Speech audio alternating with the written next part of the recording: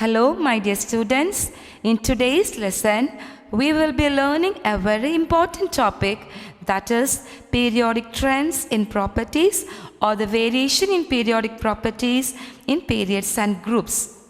Before going deep into the topic, first let us understand few terms related to this topic. The first term is periodic. What do you mean by periodic? Periodic means appearing or occurring at intervals. Now, what is the another word of periodic? Yes, you're right. The another word of periodic is regular. So, anything which repeats itself after a regular interval is called periodic, and this behavior is called periodicity. That is, there are few properties in elements which appear at a regular interval of time. These properties are called periodic property. Okay, why there is periodicity in properties? The electronic configuration of valence shell of any two elements in a given period is not same. That is, there is always a gradual change in electronic configuration in the arranged elements.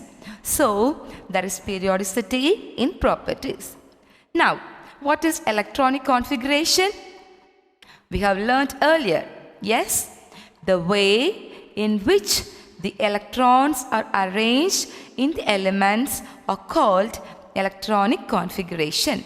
Okay, let's see the next term, that is periodic trends. What is periodic trends? Periodic trends are specific patterns that are present in the periodic table that explains the different aspects of a certain element. That is, there are some properties related to these elements which define the way in which these elements react. For example, their size, electronic configuration, etc. Okay. These properties also follows some particular trends.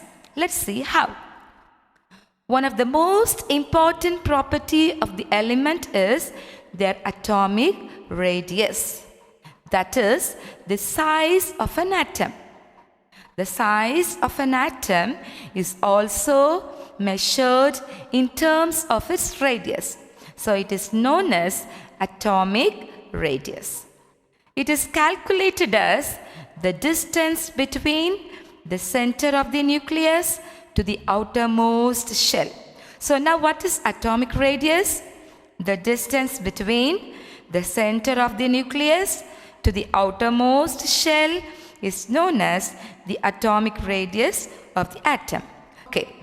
Two more types of radius are given in your textbook, that is covalent radius and metallic radius. Sometimes atoms do not exist independently. They form molecules. In that case, we take the internuclear distance, that is the distance between the two atoms, and then the distance is taken half. If one element consists of more than two atoms, that is 4, 5 or 6 atoms forming a molecule, even in that case, we take 2 atoms at a time and calculate the internuclear distance, that is the atomic radius of the particular atom.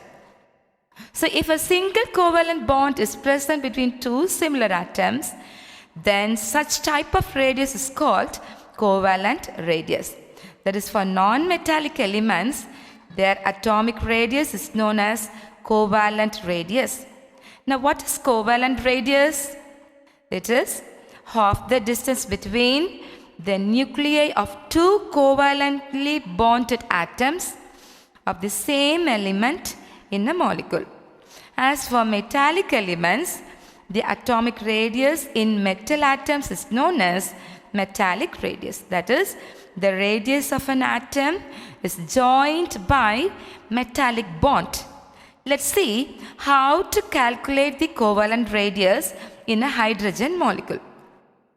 The distance between the two hydrogen nuclei of the molecule is 0.74 angstrom unit. We know that covalent radius is half the distance between the nuclei of two covalently bonded atoms. So, the radius r is equal to d by 2, that is half the distance. Here d is given, that is 0.74 angstrom unit. Now substitute the value of d in the formula. Now r is equal to 0.74 angstrom unit divided by 2. Now what is the radius? Now radius r is equal to 0.37 angstrom unit. Therefore, the covalent radius of hydrogen molecule is 0.37 angstrom unit. Well, two factors that affect the atomic radius. What are the two factors that affect the atomic radius? That is atomic size and its nuclear charge. Let's see how the two factors determines the atomic radius when you are across the period, that is from left to right in the periodic table. Children, you know the elements are arranged in increasing order of atomic number. We know atomic number is the number of protons. So the number of protons also increases as we move from left to right in the periodic table. Here only the atomic number increases.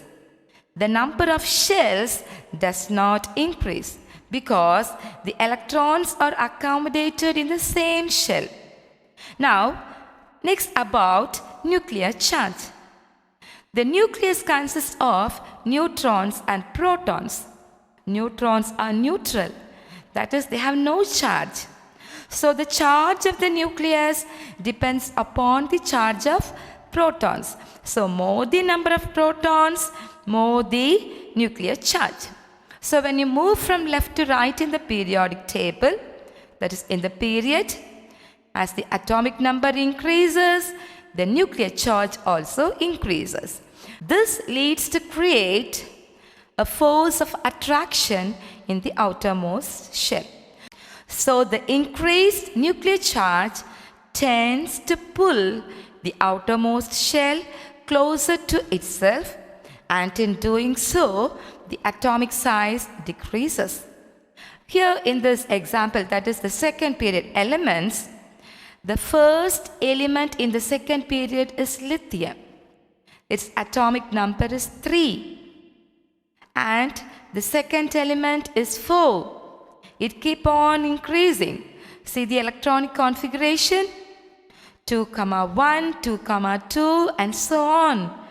So here we have only 2 shells. Here the number of electrons increases, but the number of shells does not increase.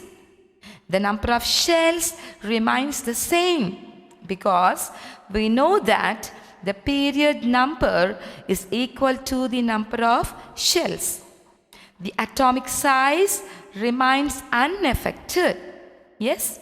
But we know when nuclear charge increases, it tends to pull the outermost electron from the outermost shell closer to itself, and in doing so, the atomic size decreases. One more thing that we should remember always is that the last element in the second period, that is inert gas. In inert gas, the outermost shell is completely filled. So there is electron repulsion. Because of this repulsion, the nuclear charge or the nuclear attraction is not very effective. So the size will be a little bigger than the other. So when we talk about the trend in the atomic size, that is across the period from lithium to fluorine, the atomic size decreases. Okay, children? Next, let's see what happens as we move from top to bottom in any particular group. We know the atomic number increases and the elements are arranged in the increasing order of atomic numbers. As the atomic number increases, the number of protons also increases, and therefore the nuclear charge also increases. We know in any group, as we move from top to bottom, the number of shells increases successively. Okay, children? We know the effect of increased nuclear charge also. Yes? It tends to pull the outermost shell close to itself. But here, as the number of shells increases, the distance between the outermost shell and the nucleus also increases. So when we move from top to bottom in a group, the number of shells increases, which overweighs the increased nuclear charge. So the nuclear charge also increases. The distance between the outermost shell and the nucleus increases. So atomic size also increases from top to bottom in a group. Now let's learn about the ionic radius trend in periodic table. The next is the ionic radii. Ionic radius is similar to atomic radius but with few changes. First we shall learn what is an ion. An ion is an atom or group of bonded atoms that has lost or stolen electron. That is, an ion is an atom with an electric charge. Ions have positive charge when they lose electron. So more electrons they lose, the more positive charge they have. Ions with a positive charge are called cations. If an atom steals electron, it will have a negative charge. The more electron it steals, the more negative charge it will have. So ions with a negative charge are called anions. So anions are negative and cations are positive. Let's recap. When a neutral atom loses an electron, it becomes positively charged ion, that is called cation. And when neutral atom gains an electron, it becomes negatively charged ion, that is anion. Well, let's look about what happens to the radius of an atom when it gains or loses electron. For example, we have sodium. Okay, it has one valence electron. Sodium tends to give the one valence electron away to somebody else, and thus it loses that shell over there, and the inner shell here already have 8 valence electron. Now think about it. If sodium loses the electron or outermost energy level, the ion becomes cation and the size becomes smaller because it lost the shell, and the remaining electrons in the inner shells are attracted more strongly by the nucleus, and so the electron cloud becomes small. So the size of a cation is always smaller than its corresponding neutral atom. You can see fluorine on the other hand. Its atomic number is 9. So it has 7 valence electron on the outside. So it wants to gain one more electron from another atom like sodium. Here sodium likes to give one away. When fluorine gains one electron, it becomes anion, that is negative charge. As we know, like charges repels each other. So the added electrons repels other negative electrons in the fluorine. So when these electrons repels each other, they want more space.